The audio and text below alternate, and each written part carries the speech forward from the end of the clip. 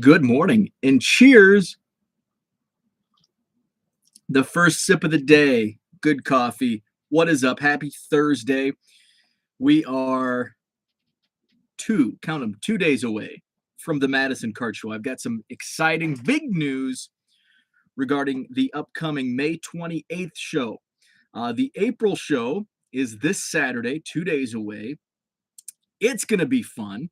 120 dealer tables, sold out show, and a lot of visitors coming in. We've got Herman flying in tomorrow. Jenny's coming down from Minnesota. Zach and Porter coming over. We've got Victor coming up from Chicago. I think, is it Kevin? I apologize if I misspoke. Coming over from Indianapolis. We've got people coming in from all over. A lot of fun will be had this Saturday, Sheraton Hotel, John Nolan Drive, Madison, Wisconsin, for the Madison Card Show. Going to be a ton of fun. I can't wait. I'm not setting up as a dealer, so it'll be fun for me because I'll be able to talk to people, walk around the show, and maybe find me some deals in bargain bins or some other good finds. So I'm looking forward to it.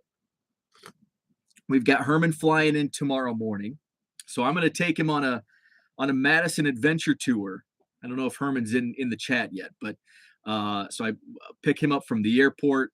We'll have to go downtown, grab some lunch. I'll show him downtown Madison. We might even have to pull up to a Walmart and check out the card selection because Fridays are stock days here in Madison. So we'll do that.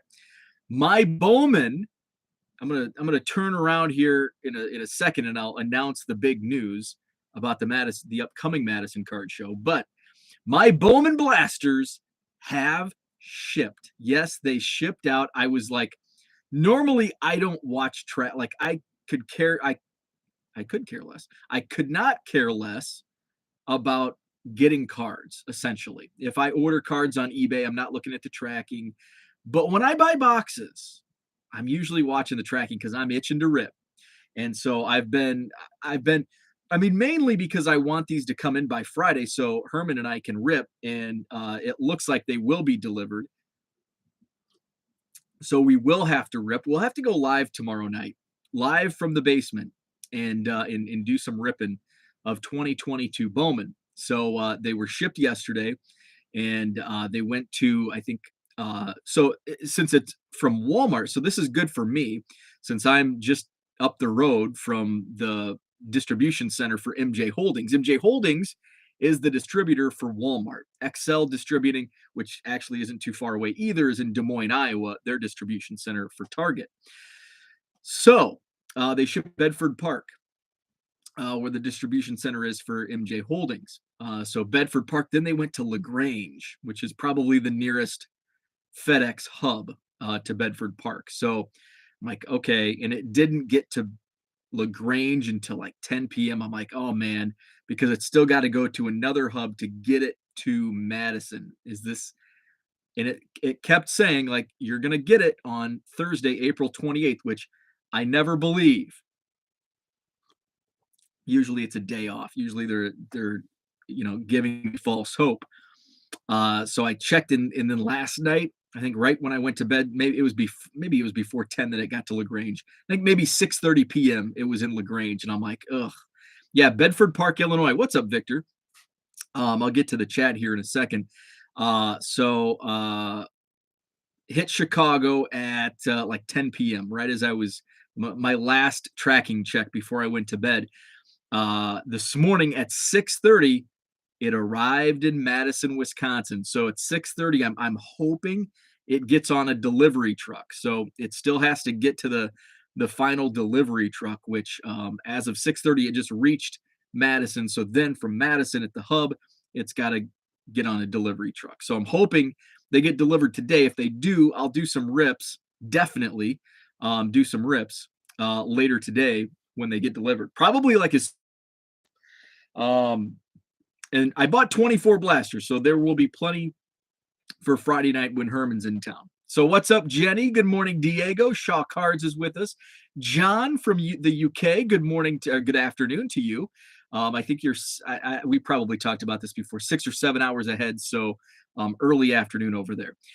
Zach is in Toledo. Good morning. Good morning, Ohio.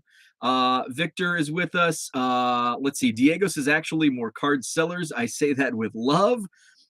Rich, Uncle Rich, good morning. Glad to have you back. It's been a couple days since you've been live with us. He'll be here for 30 minutes. So you'll catch my big announcement, my big news, Madison Card Show. Of course, is this Saturday, the April show, April 30th, 120 tables, sold out show, 9 to 3 on Saturday, Sheraton Hotel, John Nolan Drive, free admission. May 28th, it's the Saturday of Memorial Day weekend. And I've talked about this across the street. We've got what's called Brat Fest. And I can't remember if it's free admission or if it's like $10 to get in, and then you have to pay for your brats and beer and all that. But the music is free. They have live music. Saturday night's prime entertainment is Joe Nichols, the country star. I'm not a big country fan per se, but I do like Joe Nichols. Bucky Covington, I like some of his stuff. I think he goes on stage like in the afternoon, like right after the show will end. So that's May 28th, Saturday of Memorial Day weekend. After the show, go across the street, have a brat, enjoy some live music. Big show. We've expanded to a third ballroom. May 28th, Madison Card Show, 150 tables. 150 tables for the May 28th show. That's as big as it's going to get because I've run out of ballrooms and run out of space.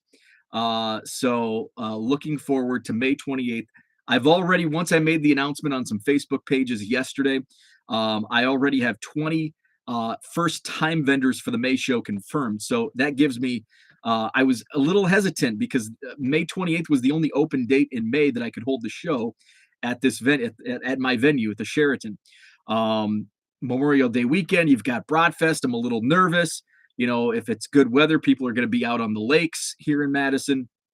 People are going to be going on vacations. We've got, baseball, basketball, all that stuff. How is it going to be? But I do know most of my regular vendors are going to be able to make the show, plus the new vendors. So basically, I want to get the third room holds 30 tables. So I've got, I think 80 tables upstairs. Yeah, 80 tables upstairs between the ballroom and the mezzanine. Downstairs ballroom that I'm in this weekend, and I was in last month, 2 months ago. 40 tables, 30 tables for the other ballroom.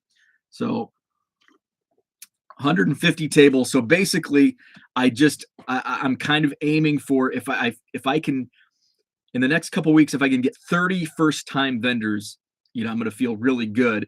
And then I may have to, I may have some regulars not be available in May, but I may have some regulars that haven't been available that will be available. So anyway, I'm pretty confident with the early communication from first-time vendors or people that have been on the waiting list the last couple months that have been, itching to get in.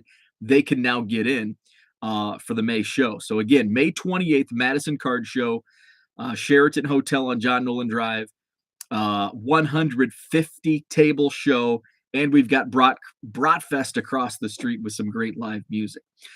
D. Pyers, what's up? Good morning, Massachusetts.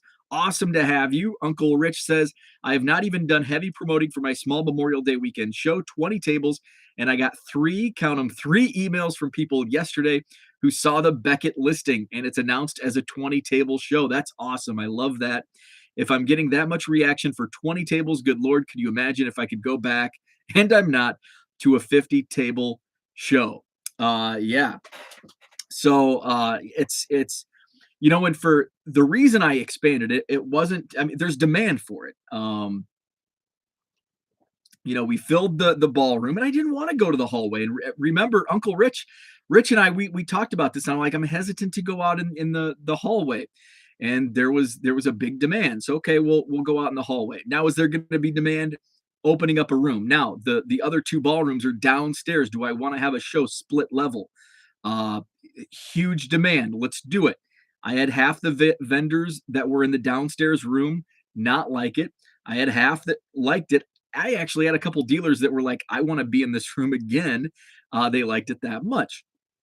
And so and also when the January show was so packed, I had a lot of complaints about there's not enough room for people. So that's kind of what motivated me to open up that room downstairs, because then it alleviates that traffic. So it was more so for the customer's sake, as opposed to just fitting as many vendors and tables as you can, just to break up the crowd so people can get to tables. And so they're not, I had people walk away like from my table. That first show I had was it in January.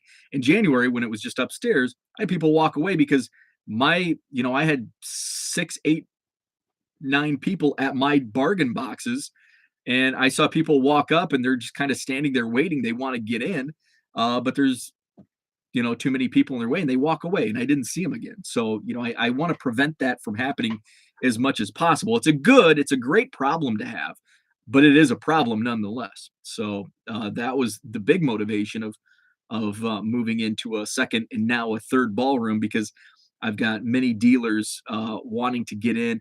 I've heavily promoted this show because it's been 6 weeks since the last show, just based on scheduling. The March show was in mid-March, and then now here the very last weekend in April. So it's been 6 weeks. So I wanted to heavily promote it, because out of sight, out of mind. I don't want people to to not be thinking top of mind Madison Card Show. So that's the big news. 150 tables for the May 28th Madison Card Show. John says Bo looks all gussied up this morning, and it was I wouldn't say it's just a nicer shirt. It's a nicer long sleeve shirt. It's still freaking 30 degrees. It's 37 degrees. It's almost May, and I'm pissed off that it's still 37 degrees on April 28th. But here I am in Wisconsin. I can't complain. So yeah, I just needed a long sleeve shirt. This was in my closet, and I grabbed it. No special occasion or anything. Just grabbed a shirt off the hanger. Let's see. Jenny says it will be interesting to see how sellers do with 3 rooms.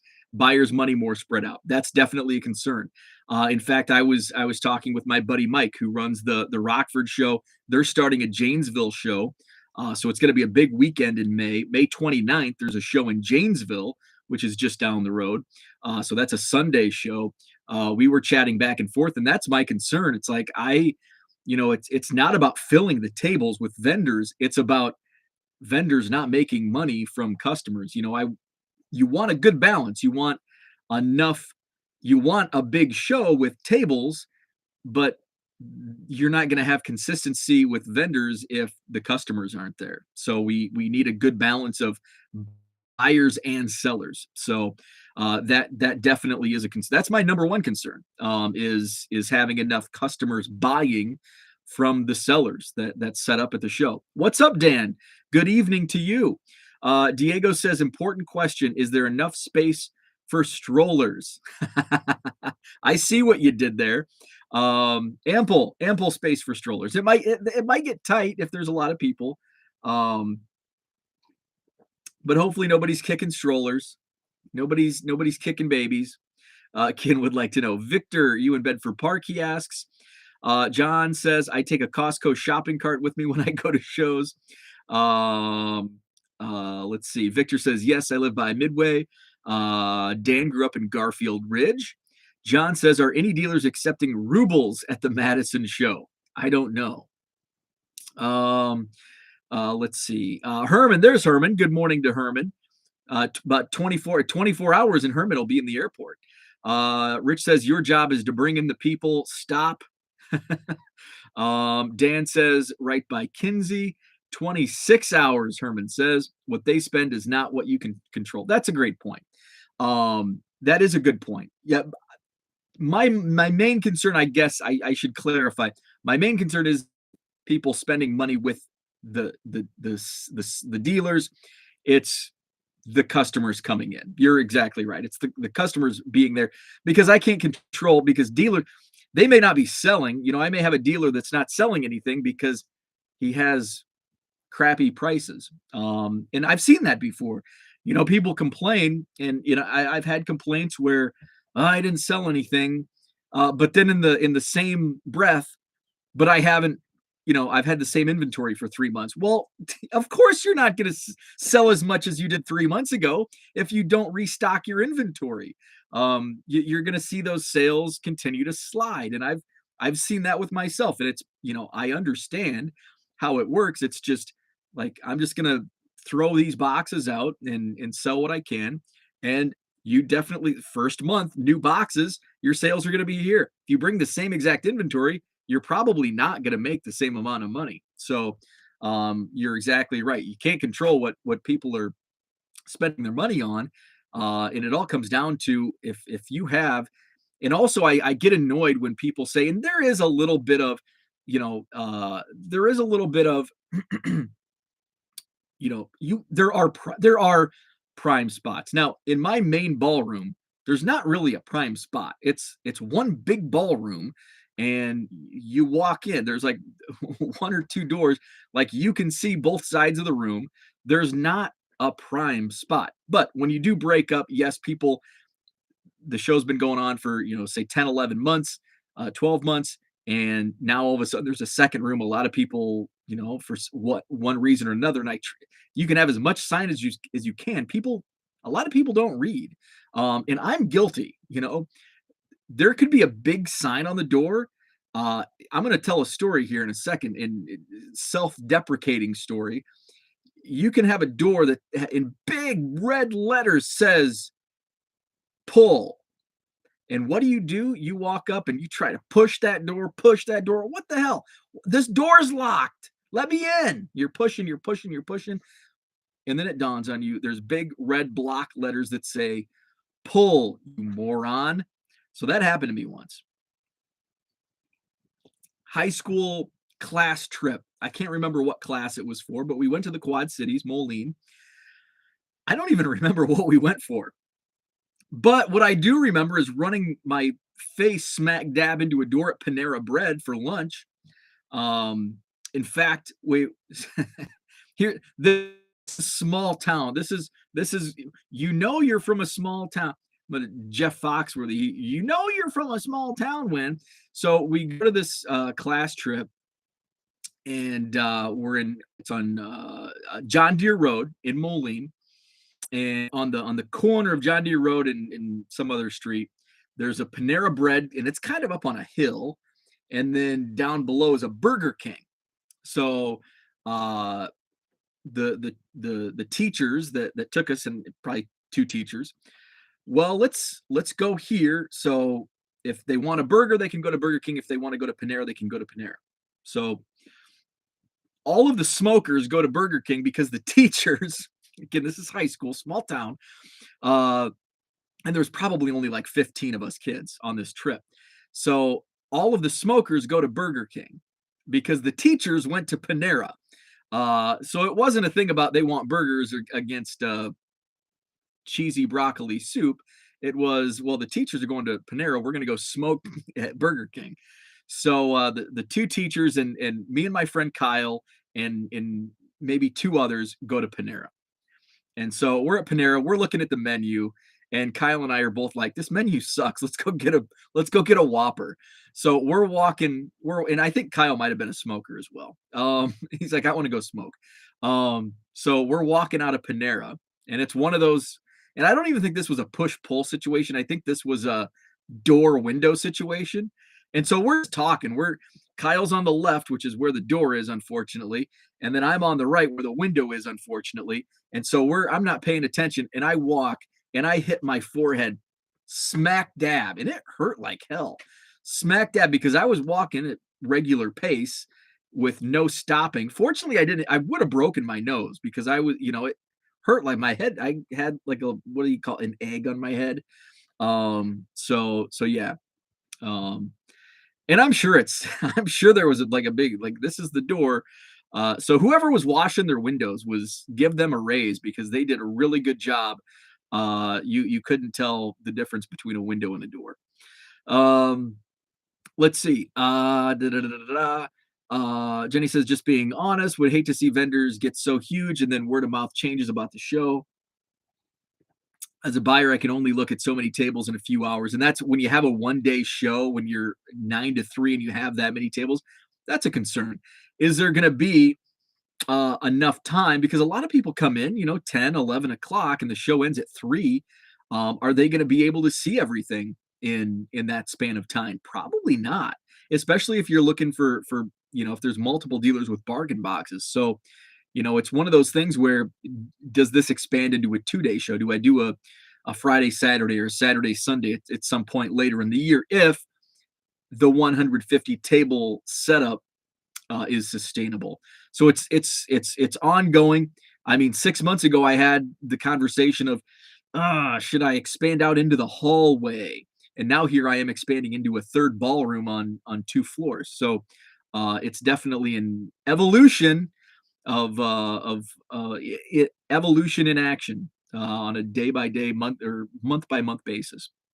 Diego says, I want to go in with a cart and a sign looking for cheap bulk. Oh, that's a good idea. Get a sandwich board. I'm looking for bulk, and I've actually thought about doing that, putting up a sign on my table, like I'm buying bulk, buying collections, buying bulk. I should probably do that. That's one of my downfalls is I don't self promote uh, at my table. I do a lot of promotion online on social media, but I drop the ball when it comes to my own table. So I need to work on that. Let's see. Straight Execution says, I love how they call it a ballroom, like it's fancy. It's just a big open room. Pretty much, pretty much. Although the main ballroom has weddings, so it's kind of a fancier room. Dan says, how soon can we expect Balls to the Wall Hobby Evolution #5? So yeah, I'm gonna have to do I'm gonna do probably soon, maybe even today, because I counted my Cubs cards last night. So the Cubs count is up to 799,740. I actually underestimated what I thought I had. I thought I was going to be over 800,000 when I counted last night. So a bulk of that 40,000 cards was in one transaction from my bulk guy, David. He's contributed over 100,000 cards to the 1 Million Cubs project.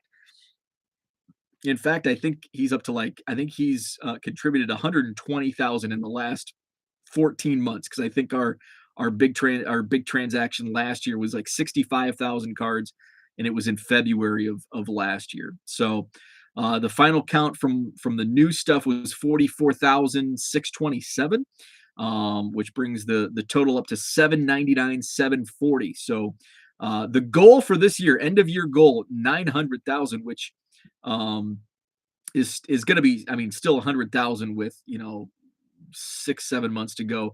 It's going to be difficult. I might have to lean on David for another 50,000 cards to help me get there.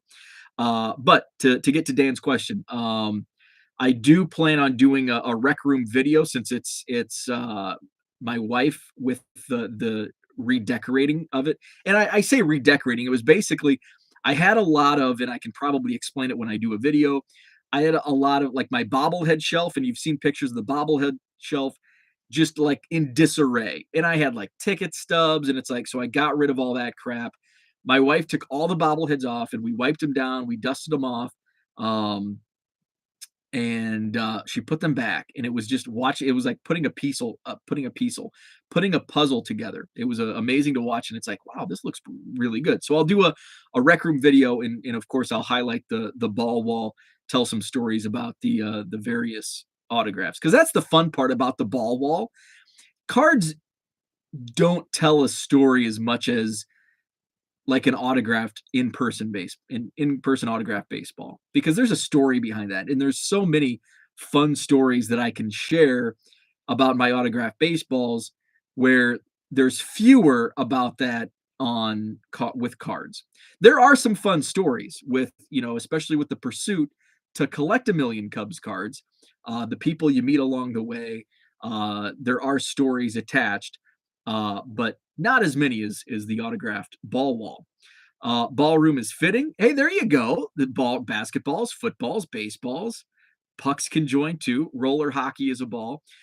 Rich says, in high school, when I saw a pretty girl when walking, I actually walked into a fire plug. Talk about hurting like heck. Oof. Oof. Victor, what's up? Victor, the rookie card specialist. Good morning to you.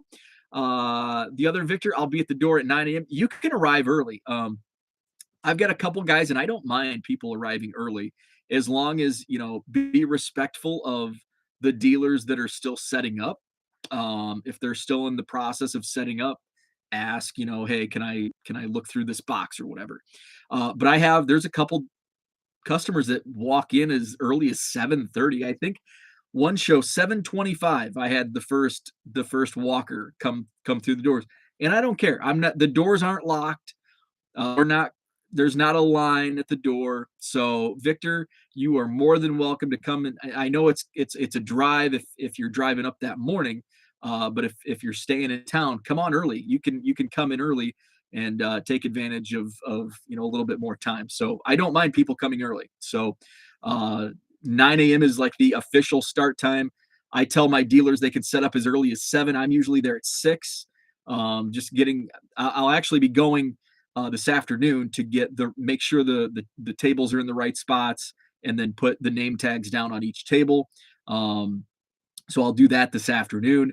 And then Saturday morning, usually it's just kind of, getting prepared. And if I set up, it's to get my own self set up. But, I have signage that goes up. I will be bringing some random boxes that I have to find a spot for myself because I don't have a table this month. So I'll probably use like the kitchen area. So yeah, feel free to come early. And that goes to anybody watching, listening. Madison Card Show, official start time 9 a.m. But if you want to show up a little early, come on in. Just be respectful of the dealers that are still in the process of setting up. Because sometimes I have late dealers, and if they don't want to, if a dealer doesn't want to show up until 8:30, 9 a.m., they're really missing out. And that's, if they don't have a good day selling and they show up at 9:30, I think I had one dealer show up, and this is several months ago, show up like in a half an hour, 45 minutes late, like didn't even get in till 9:30 and then complained about the sales. It's like, well, you missed out on a good hour, probably the best hour of potential sales, and you weren't even in the room. So that's on you. John brings up a great point about the 2-day shows. And that's actually, John, that's exactly why I have dragged my feet on 2-day shows, because of the security issues. And so that is the number one reason why I have not done a 2-day show. Rich says, I found I made more money at a 2-day show because the room was locked up, but they only had to set up the room once, so I could charge for 2 days of tables, but only 1 day of setup. That's a good point. So it was really paying 1x for the room instead of 2x. Let's see. Oh, where am I at? 1-day show was about $725, but a 2-day show was $1,300. But charging on a 2-day basis gave me extra income on the math. Yeah. The synagogue show is this year a 2-day Memorial Day weekend show, but it's usually March and Labor Day. This year was pushed back because our building won't be ready till May 12th. We're the first event so everyone can see how the new place works. That's cool. Scotty Dubs, what's up? Good morning to you. Longtime listener, first time chatter. I love it. Looking forward to getting some Cubs cards this weekend to help Bo organize the collection. Awesome. And I think, is this Scott from Dubuque? That's awesome. Scott, I'm glad you're in the chat. And I'm pretty sure that's Scott who's going to help me organize my Cubs from Iowa. And I know he's been a longtime listener, and he's been coming to the Madison Card Show for several months now. So awesome to have you in the chat. Herman getting there with Bo. I'm going to have a hard time sitting back and waiting on people to set up. I tell vendors as early as 7, but I have quite a few that are there, at 6:30. I actually get nervous when I only have a couple guys come in before 7. It's like, how's this going to be? And it's kind of weird how that works where it's kind of it almost tells the story of the day. It's almost like it's almost predicting the future. Because it seems, and this is anecdotal, it seems that when dealers are late to arrive, customers are late to arrive. And when customers are late to arrive, it typically, in my experience, Rich can help me out. He's done way more shows than I have. But it seems that when there's a late arriving crowd, it tends to be a slower show. And it's funny that's kind of how it's been when dealers are late to arrive. When dealers kind of straggle in, the customers, once the show starts, also tend to straggle in, and then that leads to a slower day. Let's see. Victor's driving Friday after work and staying at the hotel. Oh, very cool, very cool. So yeah, come on in early. Hope Herman is an early riser. I do too. It's going to be an early alarm clock on Saturday, Herman. It's going to be a long day for you. Rich says, I sued to get yelled at by a dealer about letting people in early. No, they were not competing with him in any way. I know there are dealers that hate early arrivers, and I know there are dealers that love early arrivers. I love them because it means more potential sales, because the earlier a person walks in, and I get both sides of the argument, but when a person is there early, it gives them more time to look at tables, especially at a one-day show. So it just it gives them more time to in maybe it's a downside to late arriving dealers, to if the early arrivals spend more money with the early arriving dealers that are already set up. Herman will actually be an hour ahead. Our 6 a.m. is his 7 a.m. There you go. Hey, there you go. Herman's at a Saturday morning advantage.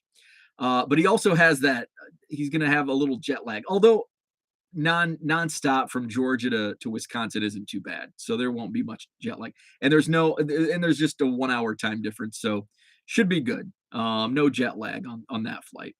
Rich says one Sunday on a 2-day show, he had a couple of customers come early and want to look at his cards. They would be at his table all day. Yeah, that's come on in early and just spend the whole day at the table. No roosters to wake him. Nope. I asked him if he really objected to people coming in early. That ended that discussion. That's awesome. Victor says, how can I find the address to the Madison Card Show? 706 John Nolan Drive, Madison, Wisconsin. We are online, MadisonCardShow.com. Also on Twitter, Madison Card Show on Twitter. And then there's a Facebook group if you're on Facebook, Madison Card Show. But 706 John Nolan Drive. Nolan is spelled with an E, Nolen. John Nolan Drive. It's right off of the Beltline, which is like the major kind of interstate, but it belts around the city of Madison. As long as hotel locks the doors, you should be fine. That's my concern is the hotel forgetting to lock. But I guess I can go double check. Okay, last one out, lock the door. That's why he needs more StreamYard. Scott confirms, my guy in Dubuque. Awesome. Glad to have you in the chat. Look forward to seeing you on Saturday. Rich says, so we call, say, long-time listener, first-time caller. I've spent a lot of time in ballrooms and convention centers. Many people have access regardless of lock. Overnight security is still a must, in my opinion. Interesting. That's actually really good to know. That is good information to have. Do you have a date set for July? Yes, I do. Let's see. So the Madison, we're talking Madison Card Show, Sheraton Hotel, Madison, Wisconsin, this Saturday, April 30th. And then the May show is expanding to 150 tables. That's on Saturday, May 28th. That's the Saturday of Memorial Day weekend, which aligns with Brat Fest across the street. Have a brat. Listen to Joe Nichols live on Saturday night of the Madison Card Show, May 28th. June 25th. July is the 23rd. So July 23rd is the July Madison Card Show. And then August 27th, September 24th, October 22nd, and November 19th. And then I am adding, I didn't sign a December date when I got the contract, but I will be adding a December show, which will probably be, hopefully the date's open. I've got to get that secured now. But it'll probably be the Saturday before Christmas. I can't remember how that lines up, but it'll, just because of December, which actually works out. Last year it wasn't going to work out because it was going to be like my November show was the last Saturday, which fell on like November 30th or 28th, and then the December show would have been like 2 weeks later, and I didn't want to have them that close together. So this year it actually works out because the November show is on the 19th, and that'll basically be December 19th or roundabouts for the December show. Maybe 17th, I think. I think Christmas on a Sunday this year. I don't have a calendar in front of me. Let's see. So yeah, July 23rd, Dan, July 23rd. So I did, by the way, it was known that I would be there early. One day I got 3 flat tires on the way to the show. 5-minute drive, that's got to be a record. I finally got there about 7:15, had 4 dealers waiting anxiously. I've had a wheel fall. I've had a wheel fall off my vehicle 3 times. 3 different times I've had wheels fall off of a vehicle I've been driving. The first was spring break 2001, driving back from Daytona Beach, Florida, in my friend's mom's van. We actually switched drivers, and I started driving somewhere in Kentucky, and we switch, and the other guys were sleeping. Just me and my buddy Chuck. We're both like, "You smell something?" It's like, "Man, it smells like burning." It's like, forget about it. Let's put the pedal to the metal. We're 8 hours from home or whatever it was. So we get to Champaign, to University of Illinois, where one of my other buddies, he was in the farmhouse fraternity. So we go to the fraternity house, have breakfast, like cereal, whatnot. And we continue driving. We're up I-39. We get to I-80 in Illinois, and the van starts like shaking. And so we're cruising. We're now like 45 minutes from home out of a 18-hour drive. 45 minutes from home, the van begins shaking violently. I'm doing about 75 in this conversion van down the interstate, passing a semi, and all of a sudden, poof, I'm like, "Oh, shoot." And I didn't say that word. I said other words. And my buddy Scott was sitting shotgun. He was a map guy. We were on I-80. We're 20 minutes from home at this point, outside of Princeton, Illinois, and 1 mile from Princeton. And it woke the guys. The guys are still sleeping in the back. Woke them up. They're looking out the back of the van, and they see sparks flying coming out of the van. And so I take my foot off the gas, and I get past that semi and cruise on to the shoulder. We get out, and I'll have to share a picture because I've got some pictures of this. The entire axle, is that what it's called? The wheel, the entire wheel, the whole thing, not just the tire, but the entire wheel and part of the axle came loose and poosh, and went flying. The truck driver in the semi that I was passing pulls up in front of us. He comes out and he goes, "Hey, you guys lost a wheel." Yeah, we know. So our first call was my buddy Chad's van. Chad stayed back in Florida. My friend, another friend, was living in Florida, and he ended up moving back. So they drove up together later. So we call Chad, and of course it's, I don't know what time in the morning. It was early morning, 7, 8 a.m. in the morning, and he's sleeping. And he's like, "What am I supposed to do? Call my mom." It's like, okay, we're okay, by the way. So his sister came and picked us up. The van reeked. Oh my God, it smelled so bad. Because it was like 90 degrees when we left Florida. And, 6 guys who probably hadn't showered in 2 days in a van for 18 hours. So yeah. So and then the second and third time was the same. I had a Dodge Avenger in college. First time I was pulling out of my apartment parking lot, and poof, My buddy Scott was sitting shotgun that time too. He was down to visit. He went to U of I and he was over at Western visiting. Poof. And then the third time, it was the same car. It was just the other wheel. And Dodge Avengers had something wrong. I'm not savvy with cars, but I was actually driving home from work. I was turning left to go to the house I was renting, and poof, other wheel falls off. So 3 wheels have fallen, like the entire wheels, not just losing a tire, but the entire wheel has fallen off. But the first one was by far the scariest. When you're cruising down the interstate at 75 and you lose an entire wheel. So I'm gonna go to the chat. Don't get in a car with Rich, says John. Let's see. Turned out to be an issue with the street.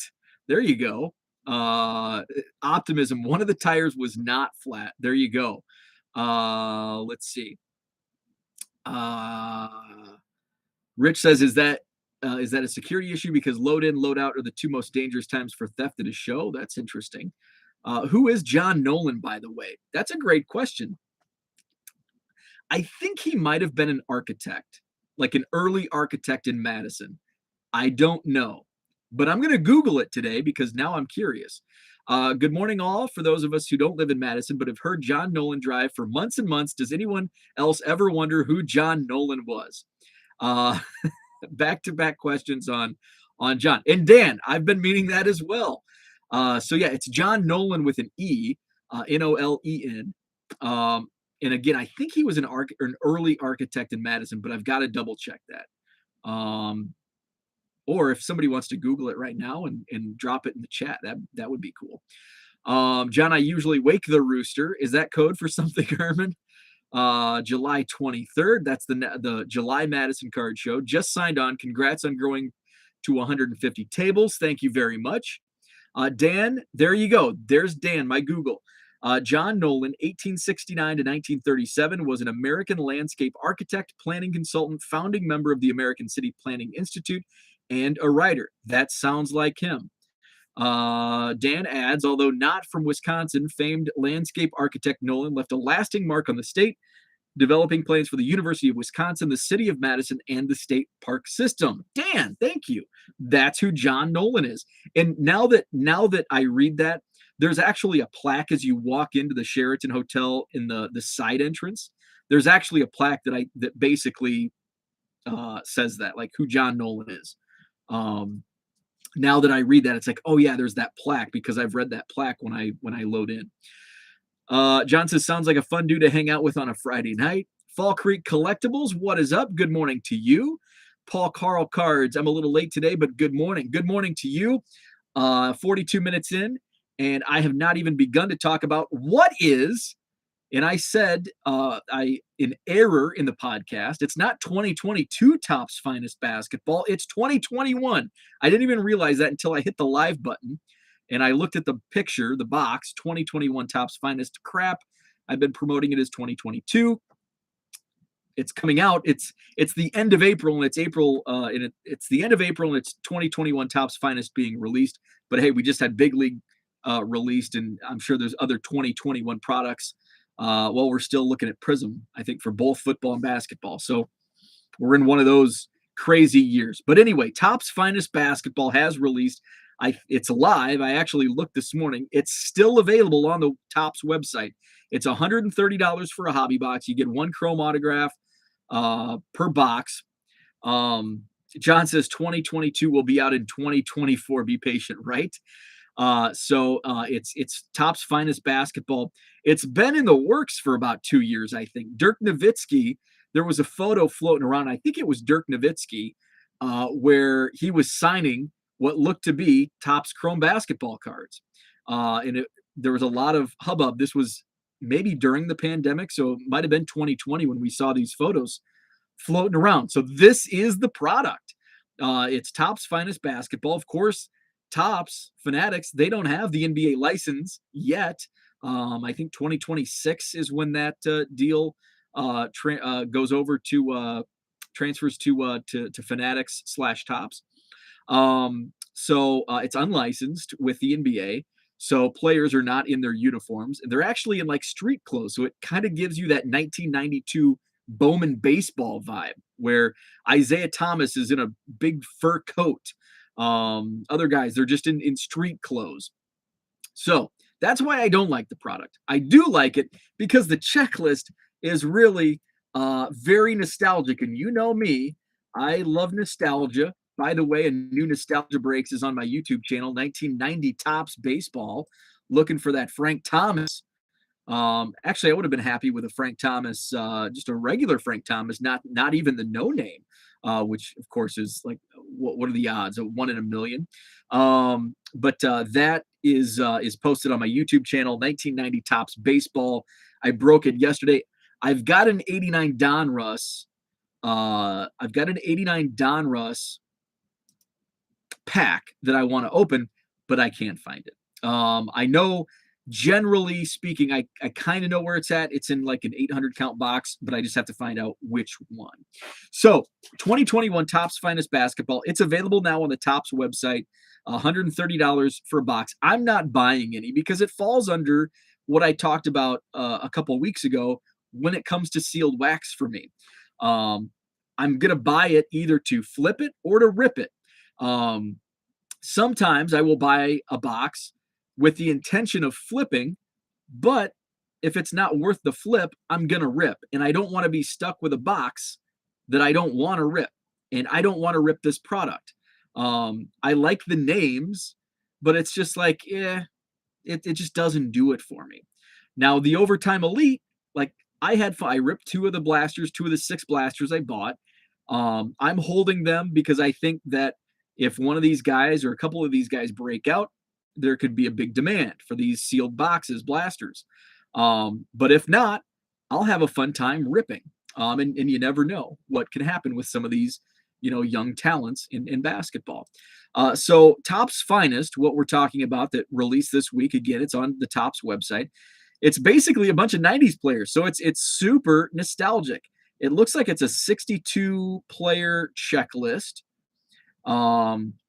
There's only one current player, and that's card number 1, Cole Anthony. I think there's an Overtime Elite player in this set. Is there? Does not look like it. Does not look like it. I thought there was. But man, are there some names on this? So the base checklist, Cole Anthony, current player, number 1. You've got big names like Allen Iverson, Kevin Garnett, Grandmama Larry Johnson. You've got Dennis Rodman. You've got Isaiah Thomas in a fur coat.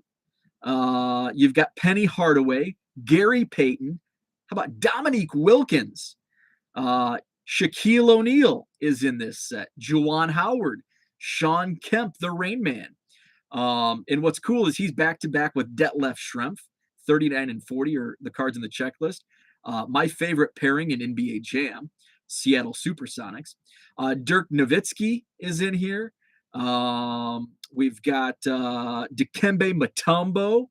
And then there's some names, and this is what, those names are fun and all, but what I like about this checklist, and I'm talking about the newly released 2021 Topps Finest, it's the nostalgia names that were really popular in the 90s, but now it's just kind of like, it's one of those, oh yeah, I remember that guy.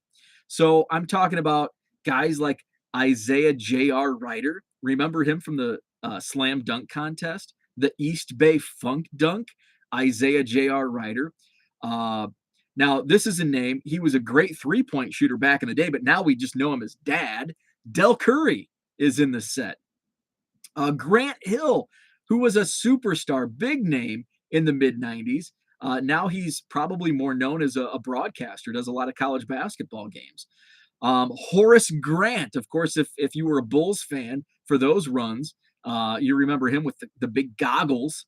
Who else is on here? Earl Boykins, who was, I think he went to Eastern Michigan, and he was like 5'5". George Murasan, who was the opposite of 5'5". He was 7'7". You want to smell like me? Did some cologne commercials. Actually, it wasn't cologne. I think it was like it was a play on cologne, but it was for actually like 1-800-CALL-ATT or 1-800-COLLECT. I think it was one of those types of phone commercials. We've got Vince Carter and number 62 from Colgate, Donald Foyle. So those are some of those names. It's very heavy. If you were a Bulls fan, you'll love this product if you're a player collector of 90s Chicago Bulls, because it's got about everybody with the exception of Jordan and Pippen. So 90s Bulls players on this checklist. Talking about the new 2021 Topps Finest. It's available on the Topps website. Dennis Rodman, who I mentioned a moment ago. Randy Brown, who is kind of one of those. He was a bench player on the later three-peat team, the second three-peat teams. Ron Harper, who was on also the second three-peat teams. Here's a name that I think he was in the 93 NBA draft with Penny Hardaway, Chris Webber. Corey Blunt.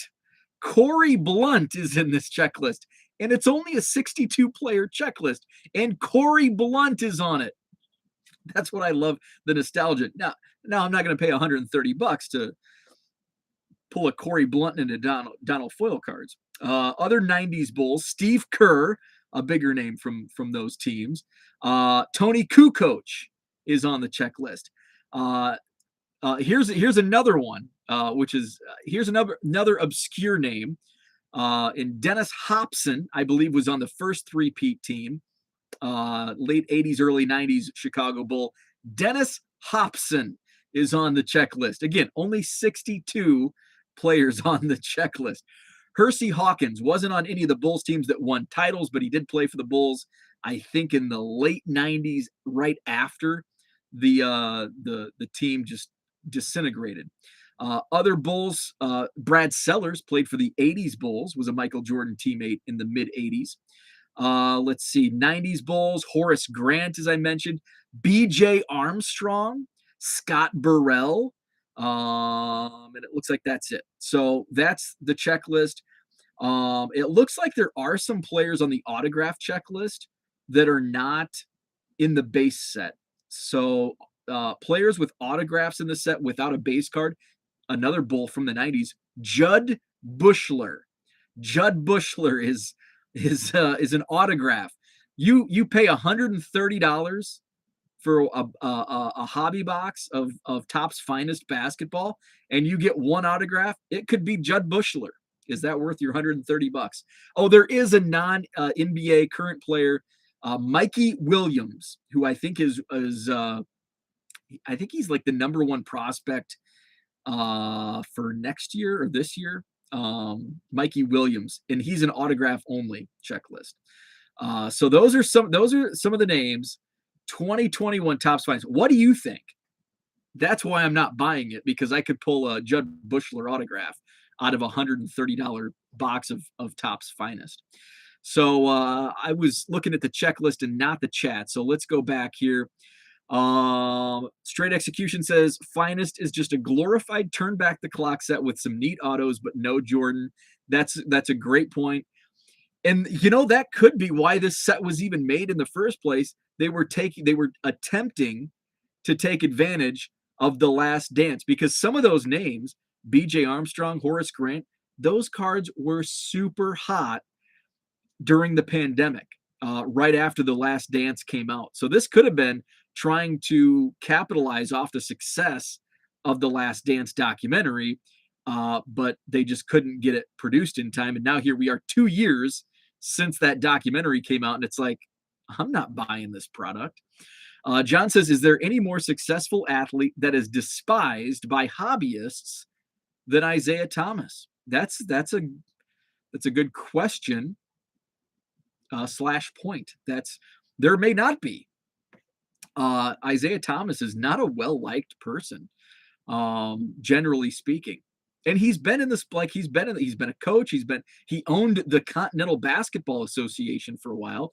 He's been a broadcaster, not a very good one, but he's been in the spotlight pretty much his entire playing and post-playing career. Jenny says Finest is a bunch of 90s players from what I've heard. It most definitely is. Cooter's with us. What's up? Good morning. Better late than never, I guess. Stayed up too late responding to Bo's offers on my watch list cards. Hey, I thank you very much. John says Mirasan. Del Curry is a Hokie. Has any company ever created video game sports card crossovers like NBA Jam, basketball cards, Tecmo football cards, Tecmo Bowl football cards? That's a cool idea. It would probably be difficult to do because not only do you have to have you would have to have like all of the licenses to kind of do it properly. So like for example, NBA Jam, you would have to have, I mean, Panini has the NBA license. So you couldn't even call it NBA Jam unless it's Panini. And then you have to have who owns the intellectual property to NBA Jam? Is it EA Arts? Or what's the other Tekken?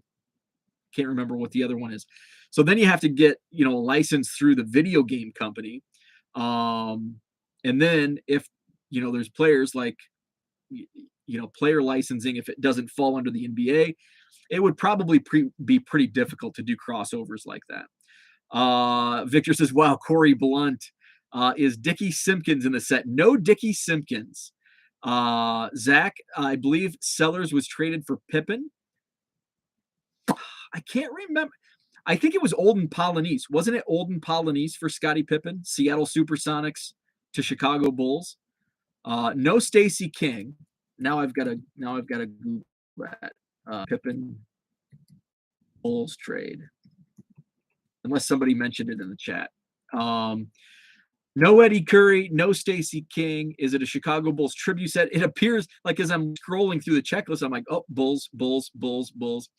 I don't understand why so many subpar players in such a small product. I didn't realize it was only a 62 player checklist. My first guess is that has to do with money. Oh, most definitely. Yeah, draft night trade. Oh, wait, no. Okay. Go back to the chat. Isaiah Thomas, graduate of St. Joe's. Yep, played for the legendary and the late Gene Pingatore, Coach Ping, who you may also know from the Hoop Dreams documentary. William Gates and Arthur Agee. St. Joe's, I think St. Joe's closed down, didn't it? Just recently within the last year. And there it is, Dan, with William Gates and Arthur Agee from Hoop Dreams. Entire Paxson family must be holding out for more money, right? No John Paxson, no Jim Paxson. Scottie Pippen and Olden Polynice draft day trade with the Seattle Supersonics. So that's Topps Finest Basketball. Again, it's still available on Topps.com. $130 for a hobby box, but buyer beware. You may pull a Judd Bushler autograph for your $130. So for that reason, I'm out. Sorry, apologies to Shark Tank. But I think for nostalgia, it's awesome, but at $130 price point, no way. Yeah, there's some fun names in there. But you can go to my eBay store and you can find some of those nostalgic names in my eBay store for $150, and you can save 25% if you buy 7 or more cards. Link is in the description for my eBay store. I'm over 12,000 active listings now. I was getting close yesterday morning. If I didn't add any more, I was going to fall under that 12,000 threshold. So I ended up adding another 250 cards yesterday. Did some vintage football, some 76 football, and another batch of baseball. So those are in my eBay store. Probably won't be doing any adding today because I've got to find what my next batch of cards will be. Plus, I'm going to be running to the hotel. Plus, I've got to ship yesterday's orders. So I'm not sure if I'm going to be adding anything today. Carter says, small sets with mediocre checklists. Didn't they learn anything in the junk wax era? Exactly. April 13th, 2021, the board of directors announced the closure of the school after the end of the 2020-2021 school year. That's sad. There's such a storied history, and I can only speak for athletics. I'm not sure of I'm sure I know it was a great academic school. But yeah, Isaiah Thomas, of course, the Hoop Dreams. Who else? I mean, there's a bunch of good names, and the legendary Coach Ping. John says, keep posting those Yaz cards, guys. I'll keep buying. There you go. So for $130, that is a lot of Bo's cards. And mine have jerseys. And mine for $150 have them in their playing jerseys and some rookie cards. Probably half the checklist I have rookie cards in my eBay store of some of those guys. Which reminds me, I haven't done a bulk upload of basketball in a while, and we are in the NBA playoffs. So maybe I will, though I've been seeing a lot more of these nostalgic, and maybe with Topps Finest releasing this checklist, maybe it brings more awareness to guys like Judd Bushler and Adonal Foyle. So I might have to do a basketball upload today. Yes, Evan Turner, more recent St. John. Actually, more recent was probably 15 years ago by now. So there it is. We're an hour in. I'm gonna run, do some shipping, and have a great Thursday. I will be live again tomorrow morning, 7 a.m. Central. No shows on Saturday morning or Sunday morning. So I'll do a Madison Card Show review at 7 a.m. Monday morning. But I do plan, if my Bowman is delivered today, it's here in town. So there's a chance it gets delivered today. Fingers crossed. If my Bowman blasters get delivered today, I will be doing some. I'll probably do a live rip this afternoon with Bowman baseball blasters, 2022 Bowman. So, and then probably go live tomorrow night with Herman in the house, literally Herman in the house tomorrow night. So we'll break some more. And go live. Evan Turner was a good Sixer. Glad he got out of Philly. Northern Sports Cards, good to have you in the chat. Good morning to you. I've got 4,300 eBay listings and adding more daily. Thanks to you. That's awesome. I love to hear people having a positive experience selling on eBay. And I'd love to help anybody that wants to try it out or improve on what you're currently doing. And I'm always open. I'm learning stuff every day on how to streamline and be more efficient as well. Herman, I will see you tomorrow. Let's see. Victor went to St. Rita. Dan went to De La Salle. Let's see if I can. De La Salle, are they the Meteors? I think De La Salle, if I remember, was a mascot that's fairly uncommon. So De La Salle Meteors, St. Rita, and I had a friend of mine's son went to St. Rita to play basketball, and then he's now playing at University of Illinois. He's playing for the Illini. What is St. Rita's mascot? De La Salle is the Mustangs? Really? Or wait. Is St. Rita the Mustangs? I was thinking like Cougars. St. Rita, is it St. Rita Mustangs? De La Salle Meteors. Okay. So De La Salle Meteors, St. Rita Mustangs. Okay. So I was off on St. Rita. De La Salle Meteors. Yeah, I remember De La Salle. De La Salle Meteors. Very cool name. All right. So have a great Thursday, and I'll be back on it tomorrow morning, 7 a.m. Hit the like button, by the way. Hit the like button if you haven't already, and subscribe to the channel. I really appreciate it. I also want to plan, here I go rambling again. I do want to hit up another nostalgia break if my Bowman doesn't come today. Forgot, I'm going to be ripping Bowman today, so I'll do a live video with Bowman today.